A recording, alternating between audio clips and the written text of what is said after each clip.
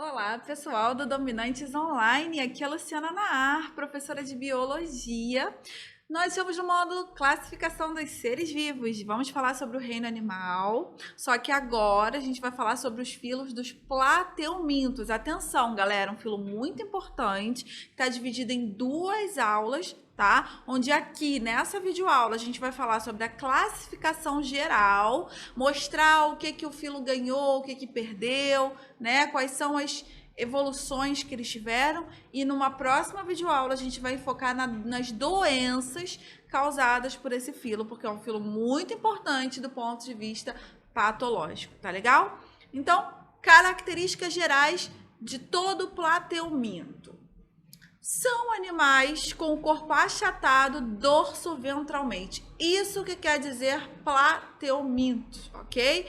Eumintos, em biologia, vermes, né? E plato, achatado. Então, eles são vermes de corpo achatado.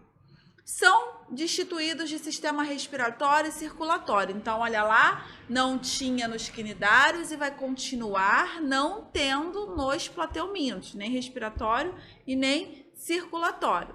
São animais triblásticos. Opa, apareceu algo diferente aí. Lá no quinidário eu mostrei para vocês que eles eram diblásticos, ou seja, só tinha o ectoderma e o endoderma. Aqui não. Aqui a gente vai encontrar animais triblásticos, ou seja, já tem os 3 folhetos embrionários. Ectoderma, endoderma e agora mesoderma. A partir de plateuminto, eu não vou frisar mais ser triblástico com vocês, porque todos eles vão ser triblásticos, ok? São acelomados. Para quem não lembra, na aula de embriologia, tá? Na videoaula de embriologia desse curso, eu falei com vocês sobre a presença ou não de celoma, né? O celoma é uma cavidade que vai surgindo, né, preenchida por um líquido durante a embriogênese e que vai posteriormente servir para acomodação de órgãos mais internos. Então, os plateumintos, eles são acelomados. Em biologia, ser acelomado significa não ter essa cavidade, ok? Então, eles não têm. Isso não é legal do ponto de vista evolutivo. Os mais evoluídos vão ter o celoma.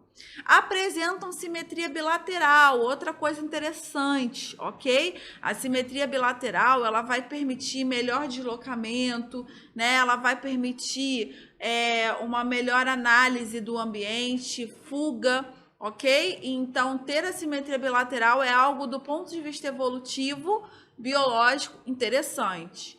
São dotados de grande capacidade regenerativa. Isso é uma característica do grupo, né? Ele consegue se autoflagelar, ele consegue se autofragmentar e, a partir daí, regenerar as suas partes. Então, é um ótimo tipo de reprodução também desses tipos de vermes. A excreção, que é a eliminação de resíduos do metabolismo, né? Ela é feita por células flageladas, denominadas células flama. É interessante, primeiro grupo em que a gente consegue ver um aparelho excretor já se complexando, né? E aí a gente tem a presença dos solenócitos ou protonefrídeos, que eu vou falar daqui a pouquinho com vocês.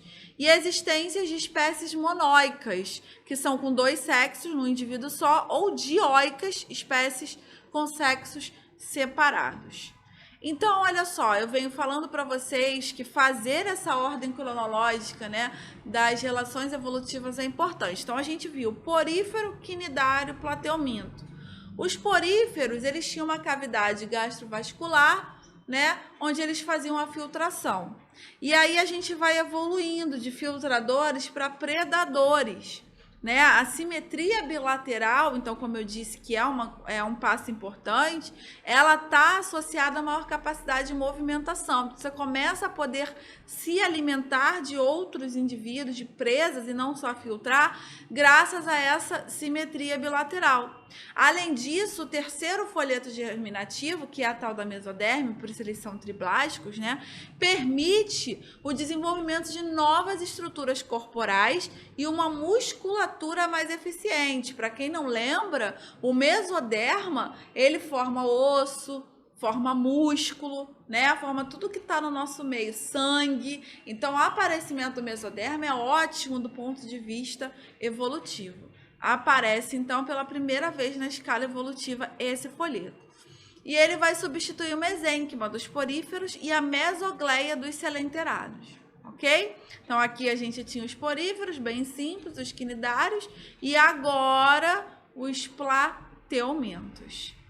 Então, olha só, o sistema nervoso desse grupo, como é que é, né? Ele é formado por 2 gânglios cerebrais que são concentrados no corpo dos neurônios. Forma também um cordão nervoso, que a gente chama de axônio, né?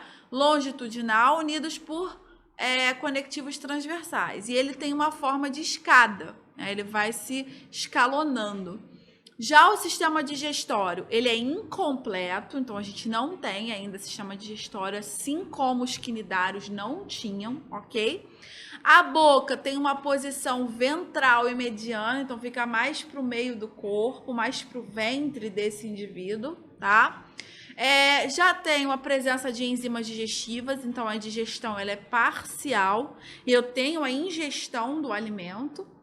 A faringe, ela vai conduzir o alimento para o intestino e aí ela vai realizar tanto a digestão extracelular como intracelular. Isso já tinha também no filo dos quinidários, né? E os restos não digeridos, eles vão ser eliminados pela boca, porque esses animais, eles ainda não têm ânus, ok? Já o sistema circulatório, respiratório e excretor, vamos lá. Não apresenta, como eu havia dito para vocês, nem o sistema circulatório, nem o respiratório. Mas o sistema excretor, ele é formado por esses protonefrídeos. Esses protonefrídeos, galera, são como se fossem os primórdios dos nossos néfrons, né? Tudo que é proto em biologia é primitivo. Então, a gente tem os nefrídeos, néfrons primitivos. São estruturas tubulares com células especializadas na coleta e na remoção de excretas. E a gente vai chamar esse sistema, né, essas células, na verdade, células flama. É um grande diferencial que cai em prova dentro do filo dos plateumintos, tá? A presença de célula flama eu tenho que associar ao filo dos plateumintos. E eles também liberam o excesso de água e outros resíduos metabólicos para o meio, assim como os animais mais evoluídos, tá? Então, as células flamas, elas têm essa função. E aí, elas são como se fossem protonefrídeos, tá? Com relação à classificação dos plateumintos, eles são divididos em 3 classes. Eu tenho a classe tubelária, a trematoda e a cestoda. A tubelária é a que menos cai pra gente. Por quê? Porque é onde tem os vermes de vida livre, né? Eles não causam doença, então não tem muito o que a gente perguntar desse grupo. Eles têm um corpo simples, com epiderme ciliada, e também o sistema digestivo incompleto, como eu disse para vocês, né? Então, o exemplo mais famoso é a do Gésia tigrina, que é a planária, aquele famoso que a gente mostra dividindo, sempre a reprodução, quando a gente mostra, né, do verme, a gente mostra a planária, daqui a pouquinho vocês vão ver ela. Temos também a classe trematoda. Na classe trematoda, ela é de grande importância, porque ela contém os parasitas, contém vermes parasitas, né? São vermes de corpo simples, com a epiderme, que já apresenta uma cutícula protetora importante do ponto de vista, né, dos parasitas, e o sistema digestivo deles é incompleto. Quem está dentro da classe trematoda, e por isso é importantíssimo a gente lembrar, esquistossoma mansoni, causador da esquistossomose. Então, vai ser uma aula importante, a videoaula falando sobre os plateumintos, parte 2, em que a gente vai enfocar essa doença, tá legal? Uma das doenças mais cobradas em provas também. E a classe cestoda, também constituída de parasitas, só que agora não tem o corpo simples como tinha a trematoda, o corpo é metamerizado, a gente vai ver vários fragmentozinhos, vários pedacinhos formando o corpo desse verme. A epiderme também tem a cutícula protetora e ele não tem sistema digestivo. como o trematoda e como o tubelária tem, que é incompleto. Ele não tem, é ausente. Então, também é outra característica importante para a gente lembrar do cestoda, ok? Quem é que são os representantes do cestoda, os mais famosos? As tênias. Tênia solium, tênia saginata e a tênia latus, ok? Então, a teníase também é outra doença importante que a gente vai enfocar na videoaula falando sobre o plateumintos parte 2. Então, olha lá, classe tubelária, olha aí ela aí, ó. Olha a planária famosa, né? Olha os oocelos que ela apresenta, a região dorsal dela, a boca na região ventral, olha, mediana, né? O poro genital, a faringe também protraída, que eu disse para vocês que ajuda a empurrar o alimento direto para o intestino, né? E aí a gente tem também aurículas, enfim. Então, ele é o plateuminto de vida livre. Então, representantes são as planárias, ok? Vivem em ambientes marinhos, dulcícolas e também em terra firme, porém úmida.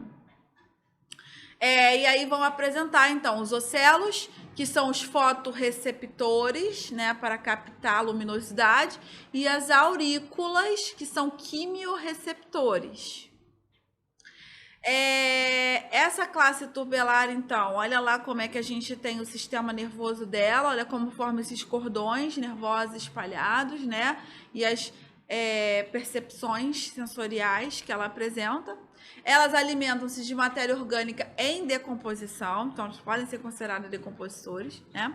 Cavidade gastrovascular ocupa praticamente todo o corpo dela, então a cavidade gastrovascular vai por todo o corpo do verme, e as planárias estão entre os primeiros animais a ter uma região anterior, que é a cabeça, né? Até então eu não tinha falado sobre isso, agora elas apresentam.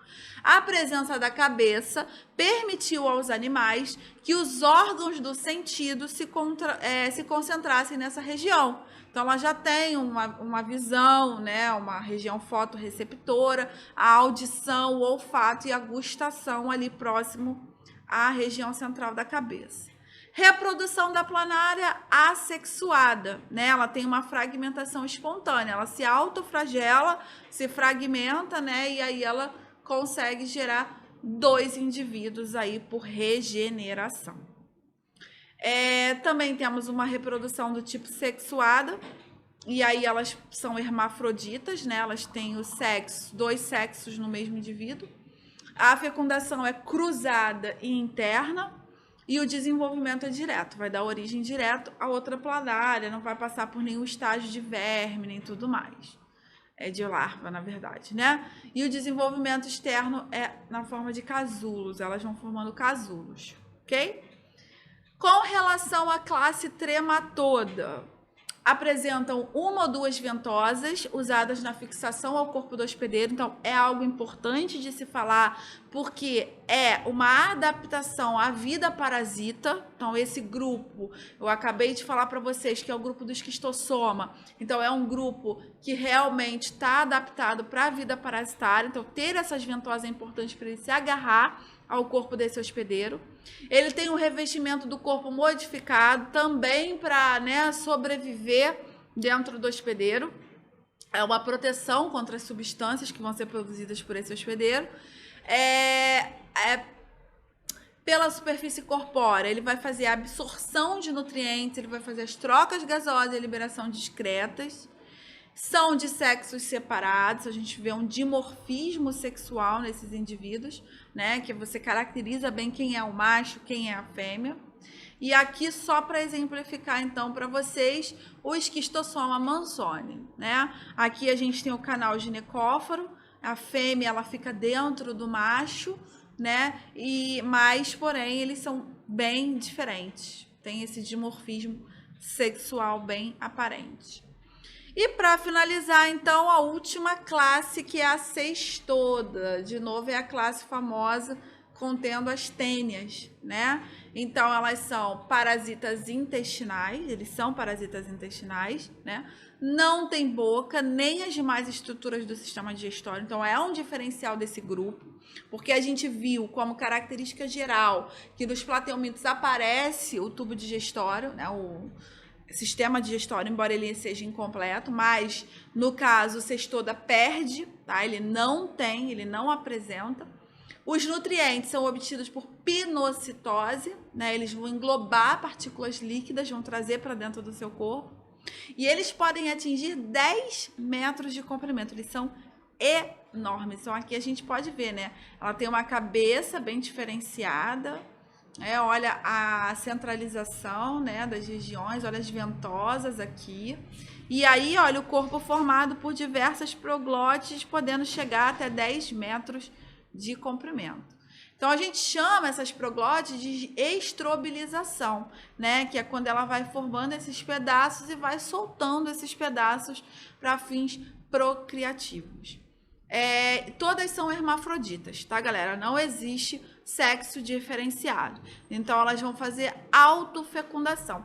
Cada porçãozinha dessa, cada estróbilozinho desse contém tanto o aparelho reprodutor feminino quanto masculino. Elas vão engravidando. Conforme elas vão engravidando, elas vão se desprendendo do corpo, lançadas nas fezes para a geração de novos indivíduos. E aí, se você quer acompanhar como que ocorre a transmissão, né? Como que ela se desenvolve, os sintomas que isso gera, assiste a parte 2 dessa videoaula de plateumitos. Tá legal, galera? Até a próxima videoaula, então espero vocês.